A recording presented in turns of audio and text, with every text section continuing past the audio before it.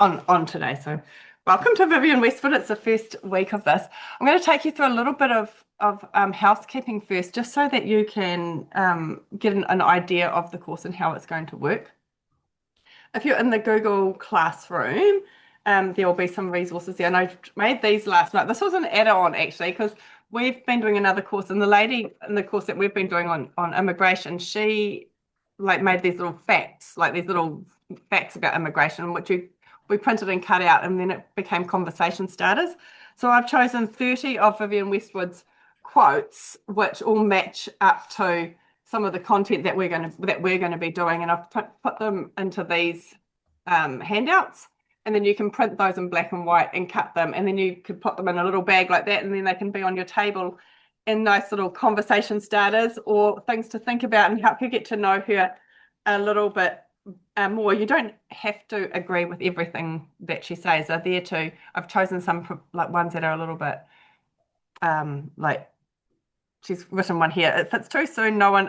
If it's too soon, no one understands, and if it's too late, everyone's forgotten. And so, look, just having a conversation about what might that mean. So we've got a whole lot of those. There's 30 of those there. There's a workbook for each week as well. So we've got our actual class, our session that we do together, and that might just be enough. You could come along and listen and learn that way. But I have also produced workbooks for each week, which go a little bit deeper. So some of the content in those workbooks we might not cover necessarily in our class, but it's there if you wanted to explore and go a little bit deeper and carry on studying or learning about her after our six weeks together. So that's that.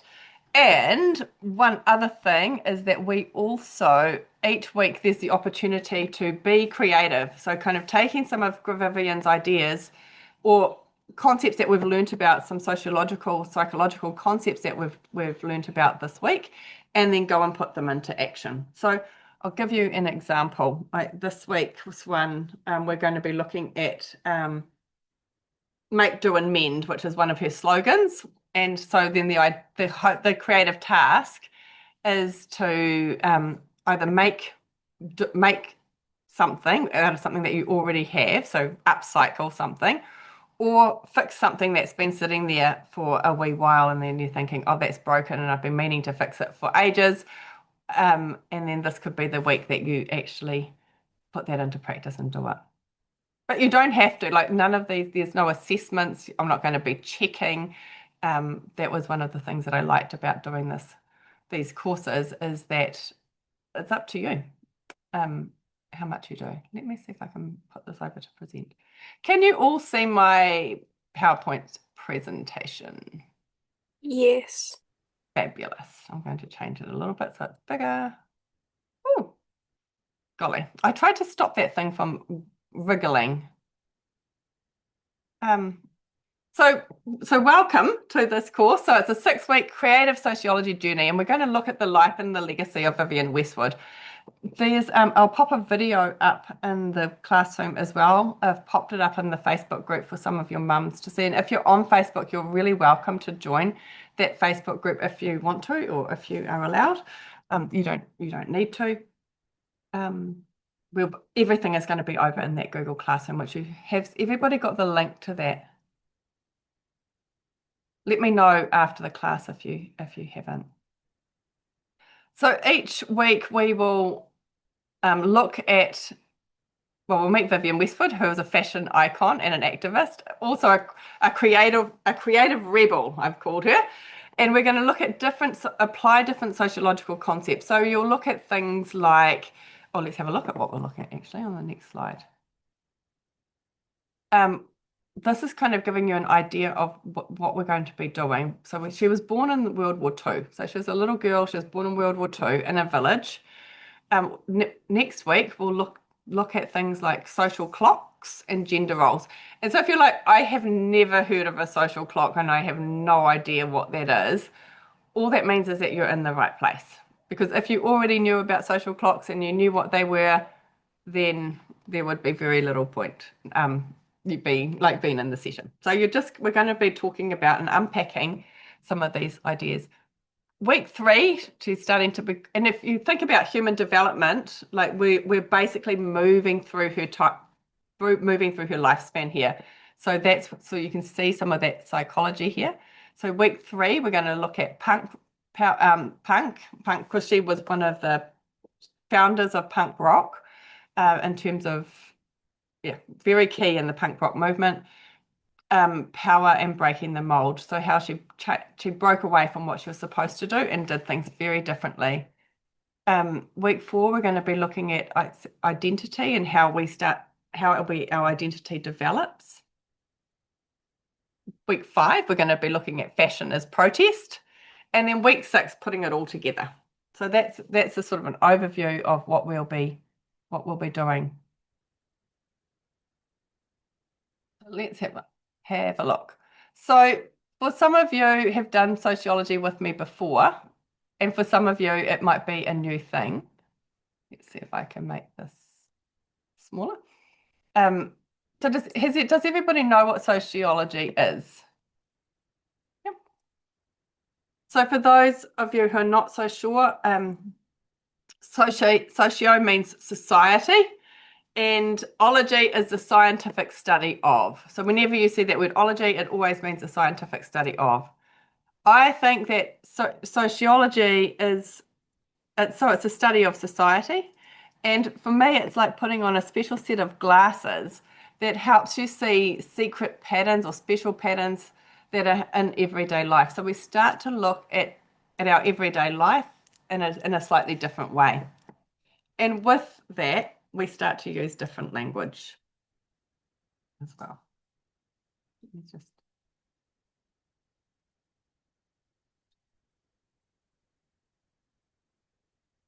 so here is a sociologist. A sociologist is someone who studies society. So I just want to introduce you to Anthony Giddens. So if some of you will be familiar with him already. So he says sociology is the study of human social life, social groups, and society. So that gives you an overview of like what a sociologist says. I gave you an example of what I said. It's like putting on special glasses. Did I put classes there, I think? Special glasses that helps you see hidden patterns. So he's like, it's a study of human social life, groups, and societies. So who is Vivienne Westwood? This is a quirky little picture of her when she's much older, but she was a very famous fashion designer. She was an activist. Do you know what I mean by an activist? Does anybody? You can use the chat if you want to. Like not afraid of speaking out, fighting for what's right or what she believes is right. And yeah, lots of protests and stuff probably. Yeah, absolutely. That's exactly right. And she was born in a time when girls didn't do that, she was quite radical. And she used fashion to express bold ideas and to challenge the rules. So one of the things that we know about Vivienne Westwood all the way through her life, you can see her challenging the rules. And she didn't just design clothes, like she wasn't just a clothes designer. She always asked really, she asked quality questions. And that's one of the key reasons that I wanted to study her and share her with you, is because she asked questions like, can clothes tell a story? Like, do our clothes tell a story? Well, what do you think about that? Can clothes tell a story? Yeah. We can look at somebody and we can make an assumption about who they are and what they've been doing. Say, for example, if somebody's wearing like very short shorts in the middle of winter and long socks and a t-shirt that matches 12 other people and a pair of soccer boots, that tells us a story about how they might have been spending their Saturday morning, right?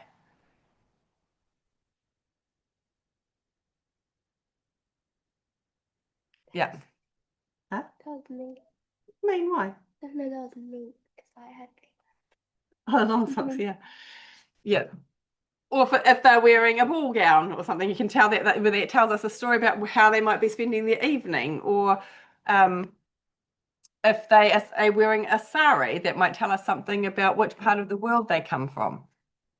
So we can start thinking this week about what stories are our clothes telling. She was asking questions like, can fashion change the planet? So does fashion change the planet? What do you think about that?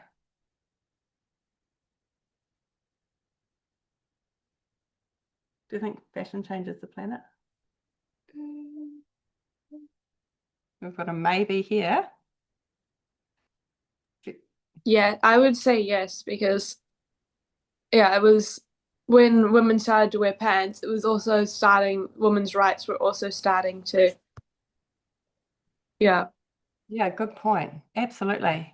Yeah, when like even and we can see and Coco Chanel had a big part in that too, like the loosening up.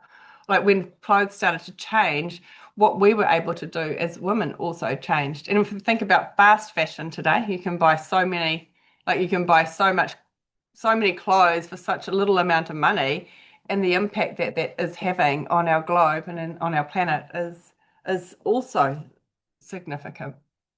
Think about wearing pants compared to wearing a corset and those big dresses, like how much more freedom we had to move. And also much less time washing and ironing and doing all those things and sewing them. Hmm. And she also was like, she was, when she was born, well, not when she was born, but say when she was about 11 or 12, she had this epiphany, and we'll talk about that a little bit later. So a light bulb moment, and she started to see that the world as being like there's this whole other side of the world that she just didn't like, and she was like, "How can I stand up for what matters? How can I use my voice? How can I be part of that change?" And this was in a time when women were meant to be school teachers, wives, nurses, and secretaries. So these are quite radical questions. So let's start off with where she was born and when she was born. So she was born in 1941. So what was happening in 1941? Does anybody know? Do you know what was happening in 1941? You can use the slide to guess. World War Two. World War Two, yeah. So the world was at war. Um, and she was born in a very small little village called Tintswhistle in Derbyshire in England. And when she was born, there was like bombing and there was raids, there was rationing, there were blackouts. So the blackouts were where there was just no electricity and so they had no power and the city was dark. And also sometimes they would black out the cities if they thought that they were going to be bombed, so that because the technology wasn't as advanced as it is now, and if the planes that were flying over couldn't see any lights, they didn't necessarily know that that's where the city was. So it was a way of protecting the people. And there was a lot of uncertainty. Like she certainly wasn't born in a safe world.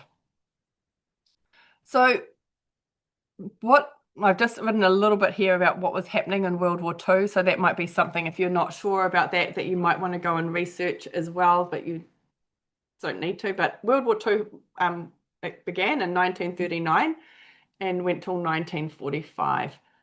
So it was 6 years. And most of the countries in the world were involved in World War II. And it began when Nazi Germany invaded Poland, and then Britain declared war.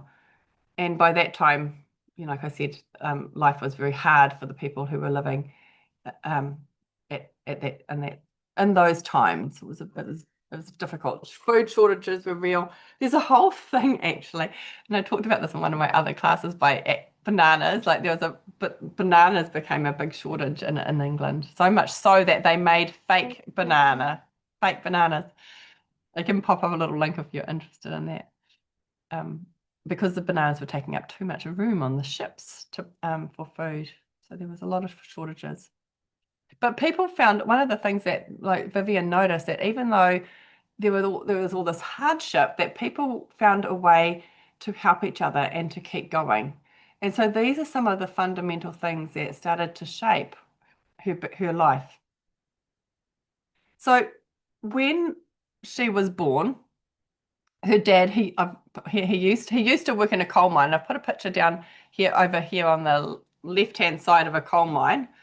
And it was very dirty, dangerous work. So there were no health and safety policies like we have today to keep people safe. It was very dangerous work.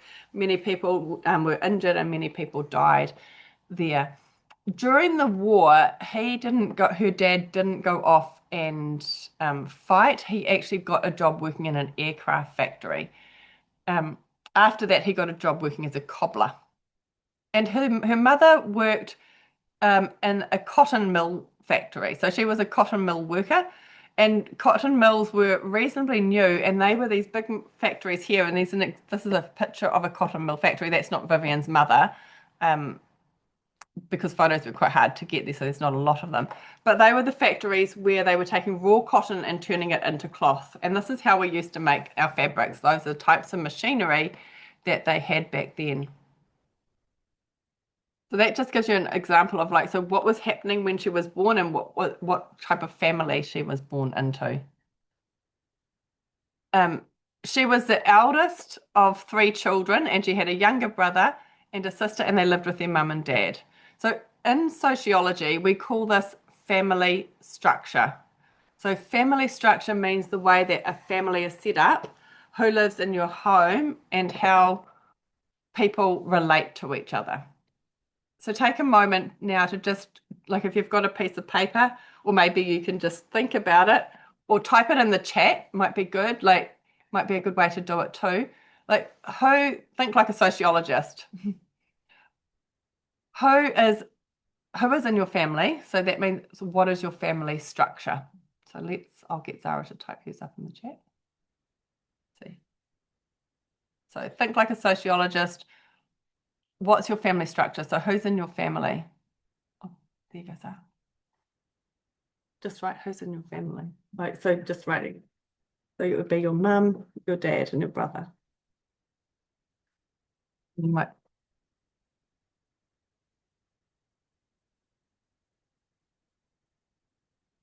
Oh, it's there. And then your brother lives away, doesn't he?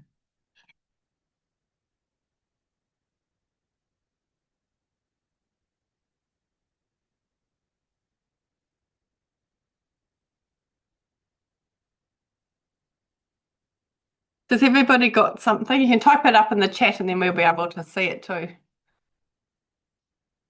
What's your family structure?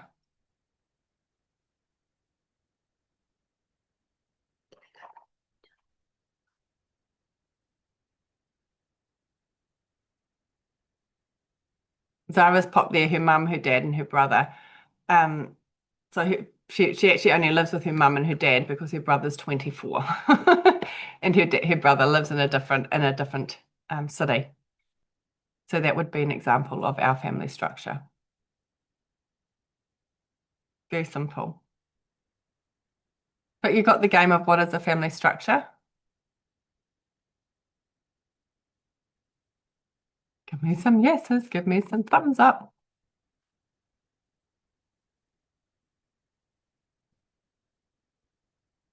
Does anybody else want to share who's in their family structure?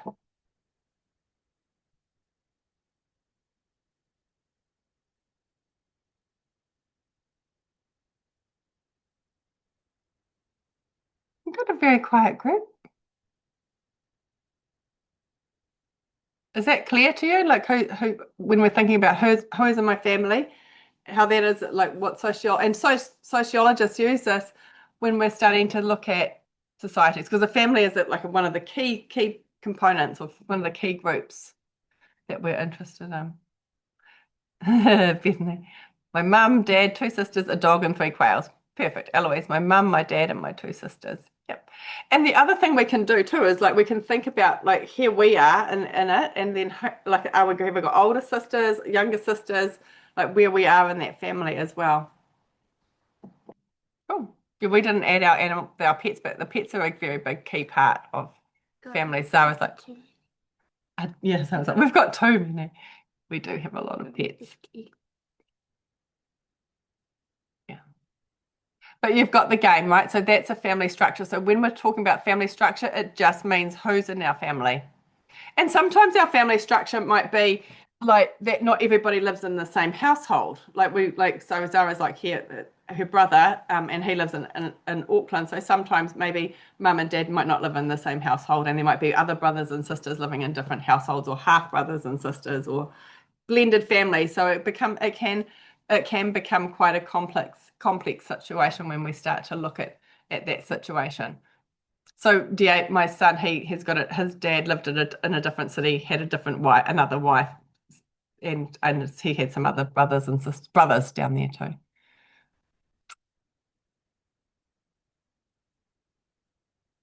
Right, we'll move on. Where's my click? Here we go. Oh, probably we went right back to the start. Okay. So sociologists, another thing that sociologists are super interested in is socialization. So socialization, and you quite often, like, well, when we're homeschooled, when people say, "Oh, how are the children going to be socialized?" You probably heard that, or maybe your parents have definitely had that question, I'm sure. Socialization is like one of the simple ways we talk about is the process by which we become human. So the ways in which we learn what is normal and what is expected of us and how to behave. So sociologists call the people, the places, and the experiences that teach us how to live agents of socialization. So the things that help us learn what's normal, what's expected, and how to behave. So you don't necessarily need to know all these concepts when you're doing sociology or psychology. There's always a lot of new language. So agents of socialization is a new word. So for those of you who have done the academic skills course, or you've heard me talk about concept journals, socialization, agents of socialization might be one of the key concepts that you write down.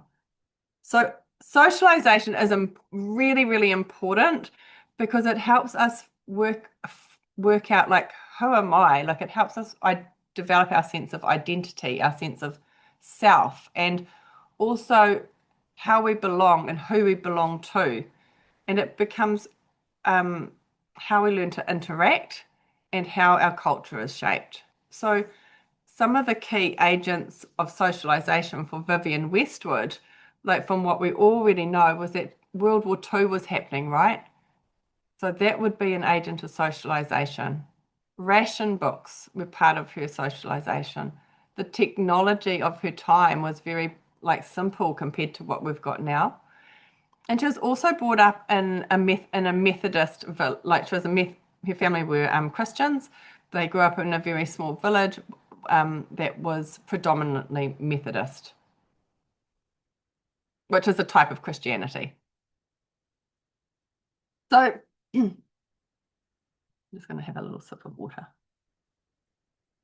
So as we're going through what Vivienne's ones were, I'd start to think about what might be some of your own agents of socialization, because it all make a lot more sense when we think about our own selves as well as her. So it doesn't seem so foreign or so long ago. So Vivienne's family, her dad was working in the coal mine, her mum, and then they worked in the factories. So some of the core values of their family was to work hard. Excuse me. Dad becomes a cobbler and does some sewing. Mum also is a seamstress and does a lot of sewing too. So she growing up in her family, valued hard work, and also learned how to sew in her family. So sewing was part of their everyday existence. It wasn't like at our house, we've got a sewing machine, we have to take it out if we want to do sewing. It was a big part, which if you think about her becoming a fashion designer and sewing clothes, you can see right back at the beginning where it may have started. The church and the village that she lived in, so one of the key things there, and we'll talk about this in a little bit more depth, was thrift, also hard work were core concepts, and community, working together and looking after each other. And you can see how that was impacted by the wartime environment, where they had to help each other out and they had to be resourceful and resilient. So she had this sense of, there was a sense of grit or strength that Vivienne had. rationing. Does anybody know what rationing is?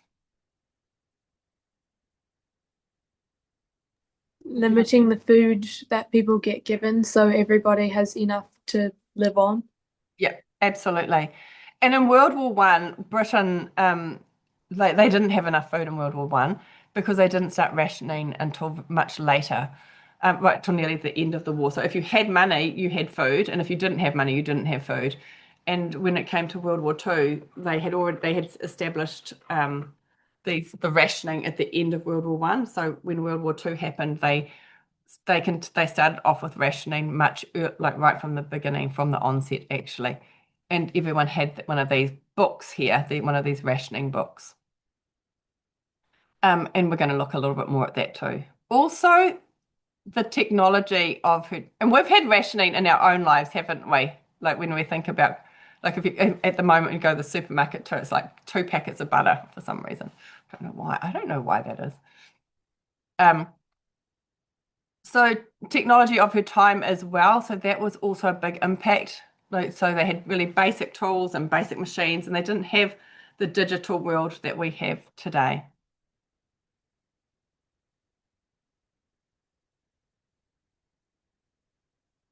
So just like Vivian, we're all being influenced by the people, the places, and experiences around us. So I want you to take a moment, just think about what some of your agents of socialization might have been. Like what are some of the things that you've been brought up with that just seem normal? Like how did you learn to behave? How do you decide what's cool and what's not? What matters most? How you learn? And think about what some of your agents of socialization might be. We'll pop some of them up in the chat. Oops, I was trying to get our chat there, Valerie. I'm going to get Zara to write who's up in here.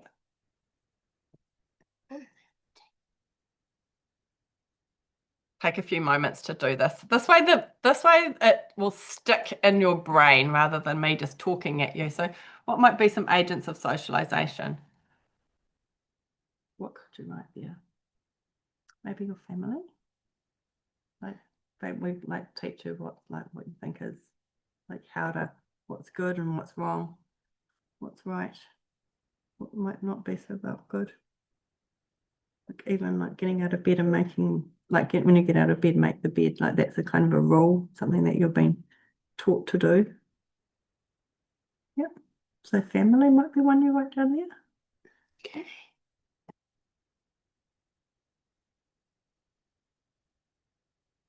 What else?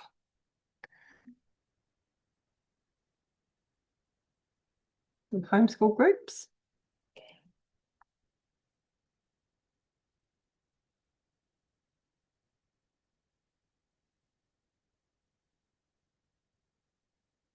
School is a big agent of socialization, which we don't are not that influenced by because we are all doing our lives slightly differently.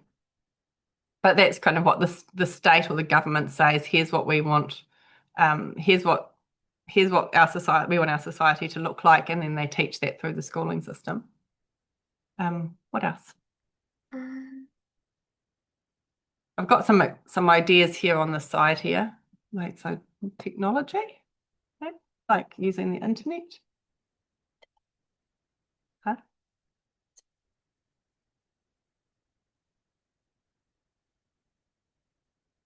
There you go.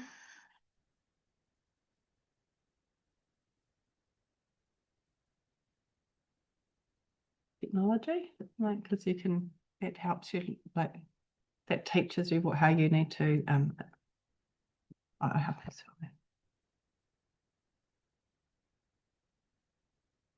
The media, like so you know about American culture, like it's Taylor Swift, and like when you're thinking about the media and things too, like I just saying to Zara, the social media or the media, like so Zara watches YouTube, and some of the people she watches on there is like Mariah Elizabeth and like Taylor Swift, and so these are people that we know because we have got access to them on through technology and the media, and like so we also know like we've just been to Disney, and so like everyone in that whole room is singing all the Disney songs. We all have the same, know all the words to the Disney songs when you're in that space, because we've all been socialized through the movies to know the words of the songs. That's another example of social media, of socialization. So I've popped a few up there that we've come up with. Sports. Oh, cute. Oh, that's so cute. Any other thoughts, comments, any ideas that you had about some of the agents of socialization? Pets, technology of today, friends, church. Yep. Absolutely. Family. Yeah. And it's like really simple little rules too. Like it can be, like, and some of you have heard me say that, like when you get out of bed, like when you get up out of your bed, like does your family have a rule that you make your bed as soon as you get up, or does your family like not have that rule that you need to make your bed straight away when you get up? It's not necessary. It's not that one's right and one's wrong. This is just how we've been socialized. This is how we are brought up, and this is what becomes our normal. Like when you get out of bed, do you brush your teeth first thing in the morning, or do you eat your breakfast and then brush your teeth? Like your way of doing it, you'll go, well, that's normal, isn't it? Like, because that's how you have been socialized. That's how you have been brought up. So that's what we're talking about here, about our socialization and our agents of socialization. Very important part of being a human being and identity development. What other ideas do you have? Like anybody else? Thanks, Heloise, for sharing that.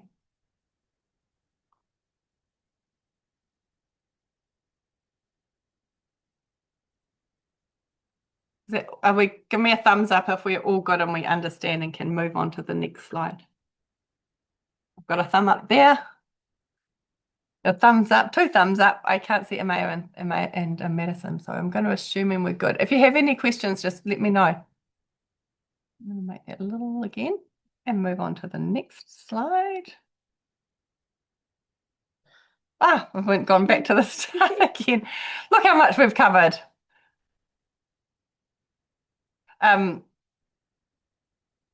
Okay, so I've popped a few questions in there for you to think about in your own time. So these are like, if you think about people who have made a big impact on your life, these are just extra questions if you wanted to kind of reflect on them later. What helps you decide what's cool and what's important and what's normal? Here was another one. Can you think of any events that changed the way that people live, dressed, and connect with each other? And what impact did it have on you or other people you know? So that might be one that you come back to. I'll take a screenshot of the slide and pop it up in our group so that you've got these questions too. I've put lots of questions in this course so that you've got lots of things to think about. You don't need to answer each and every one of them. There's too many to answer. Okay, so if we look at Vivienne Westwood and we go back to some of her ideas, let's just have a look at this message. Yeah, absolutely. Health conditions, and absolutely, yeah, 100%. Yep, our health definitely impacts the way that we're socialized and what we think is, it shapes our worldview and our family and all of those things. Key part. So Vivienne was brought up as a Methodist in a Methodist church and in a Methodist village. And some of the things that was emphasized in her upbringing was simplicity, like being modest, working hard, and having a moral discipline. So like having strong morals or a strong like moral compass about what's right and what's wrong. And these have all influenced the very early values that Vivienne was exposed to. We know that she attended Sunday school when she was a little girl, and she later spoke about religion both critically and in reflective ways. So, in fact, it was her something that she learned when she was about 11 that really started to make her change her way of thinking. So, like I'll tell you what that was actually. When she was born into the church, she hadn't heard about baby Jesus, and she understood Christmas, but she didn't understand where Easter came from. And it wasn't until she was 11 and she found out what Easter was about and how Jesus was crucified that she became mortified, like so shocked and horrified that people could do such cruel things to other people. And then that made her have this deep sense, like there are these really bad things that are happening in this planet, and I need to do something about it. And so that became one of her kind of key moments in terms of her identity development. Thrift. So this was one of the values that she learned early on, and she never let go of this. So even though she was a very, very famous fashion designer and had lots of money and these companies, thrift was something that she held on to, like, and promoted and kept as part of her core values all the way through. See if I can do that. Oh, no, that's not going to let me. Click. So thrift means being careful with our resources, not being wasteful, and making the most of what we have. It's about living simply, wisely, and not always needing the newest or the most expensive things. So like we said earlier, like it showed up that Christian thrift was a key value in her upbringing, and people were encouraged to avoid greed or to not show off, to spend money carefully on what mattered, and also like to take care of things and to fix them when they break. So this was that also to do with the war times, and to help others instead of just buying more things for yourself. So instead of just buying yourself more, that you would share more with your community and the people around you. And during the wartime, war resources were rationed, and there was make do and mend was like a slogan that the British government put out. Like make do and mend was a catchphrase. That was what they had to do. It was just how like make do and mend was all like entrenched into them, like drilled into their brain that we make do and we mend. It was an everyday reality. So rations. In World War II, people couldn't just go to the shop and buy whatever they wanted.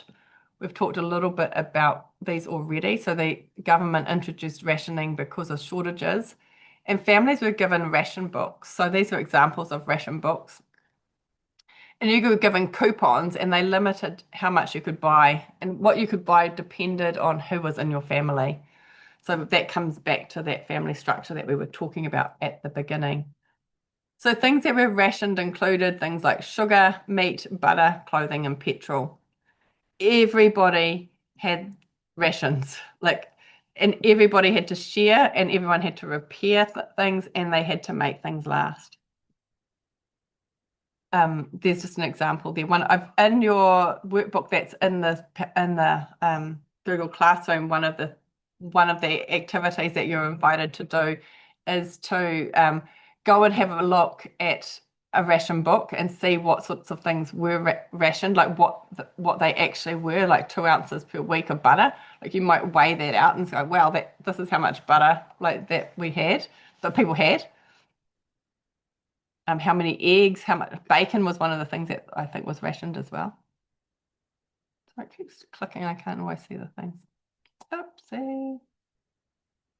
And also in the ration, when you have a look at the ration books, in that slide in the Google Classroom, there is a list of, at the very end of the workbook, there's a list of websites, safe websites, good websites that you can go to have a look at some of the things around World War II and what was going on there at the time that Vivian was born into. So that not so much about her, but more about this time, some of the socialization, some of the things that were happening, so that if you wanted to learn more about that, you could.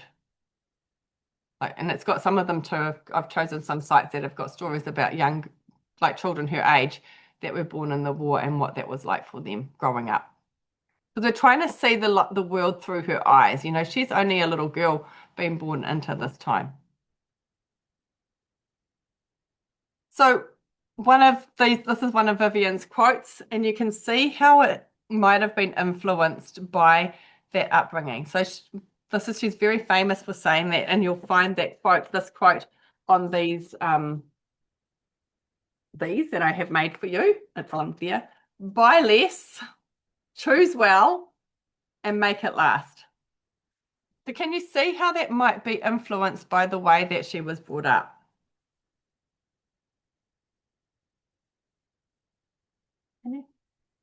So give me a heads up, a nod, a thumbs up in the group. Yep, fabulous. Yeah, you can see. So you can see even when she became an adult, these very early experiences in her life made a really big difference. So even though when she became rich and famous, like she's a famous fashion designer and she's saying, don't buy lots of things. Like just buy one thing that you love. And she is famously said, don't buy 6 things, buy one thing that you love. Choose it well and make it last. So it seems like an opposite thing for a fashion designer to say. Right. Okay. So in our course together, we're going to do, there's 5 options to do 5 different creative projects. I'm going to introduce one each week. If you would like to do this, it's fabulous, and I would love to see your creations. If you might choose to do one thing might last more than 1 week, that's fine. You might do some and not others. Also fine, because this is your class, okay? So you get in what you put out. So there's no pressure.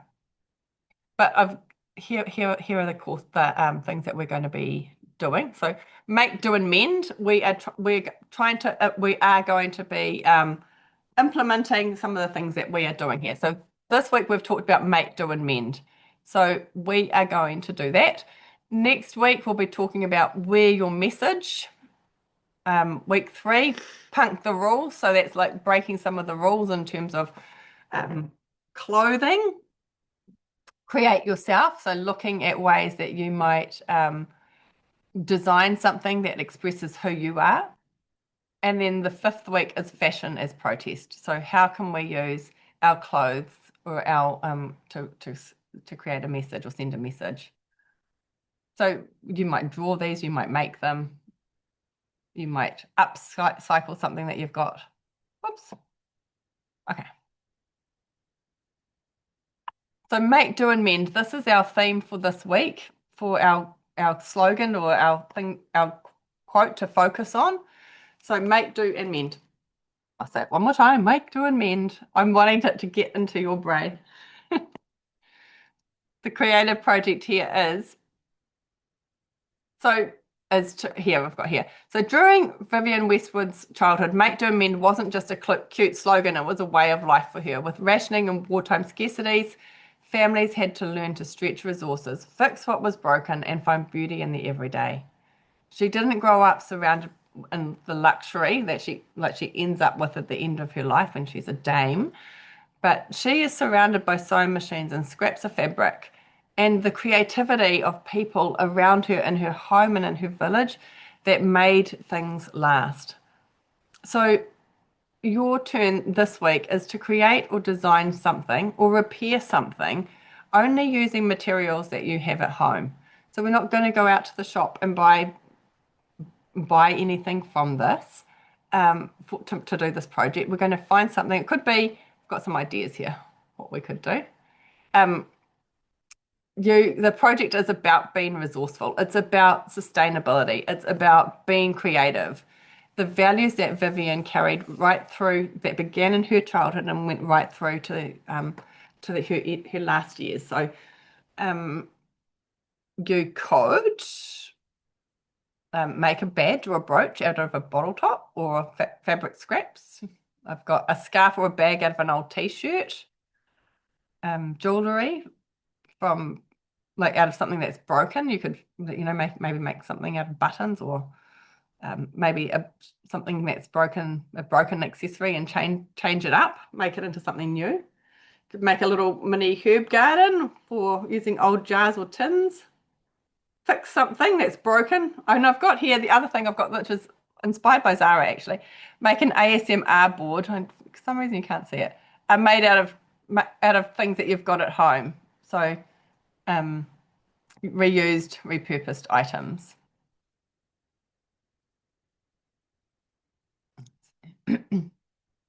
Any questions about that homework task or that creative task has anybody got, or ideas that you might have?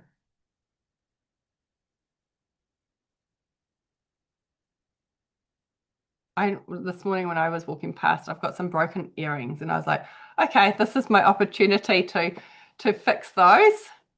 I'm going to fix those this week and I'll show you next week. Does anybody have any ideas about what you might make, do, and mend? What?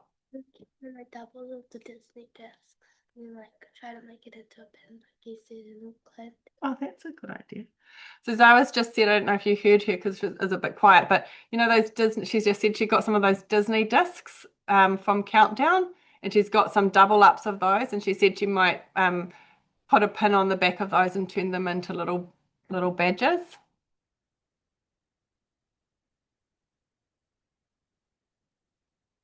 Any other ideas of what you might do for your creative project?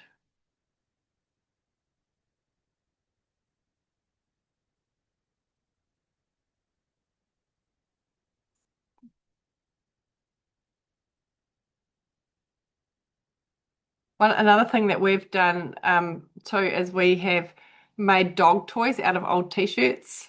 One of our dog's favorite toys is a sock, and then it's got a ball inside it because our dog loves socks, and so we've just got a dog ball and we stuck it inside the sock, and then he just thinks it's like amazing. Like, oh I yeah, was thinking I might make some toys for my pet rats. yeah, cool. How many rats do you have?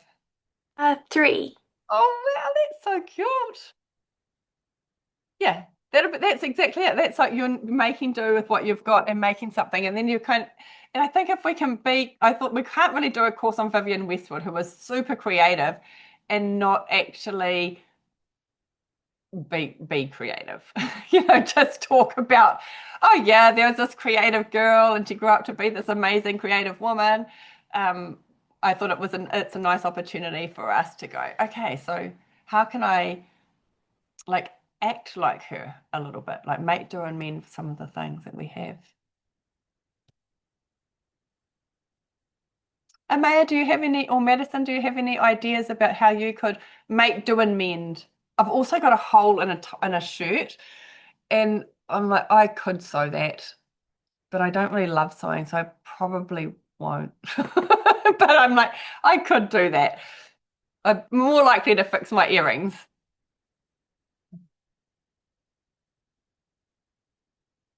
Anyone got any other ideas?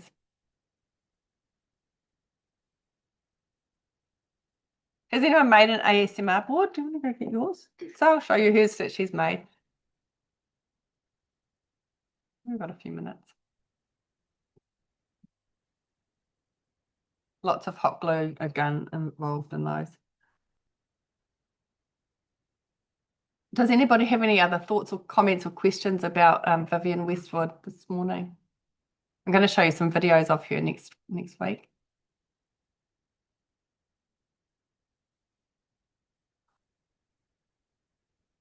Oh.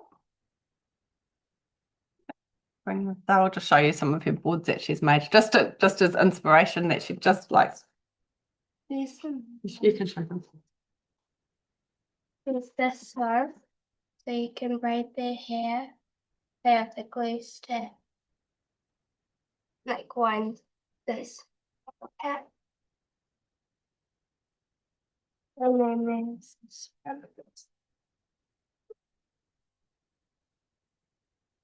It has like a broken pin on it.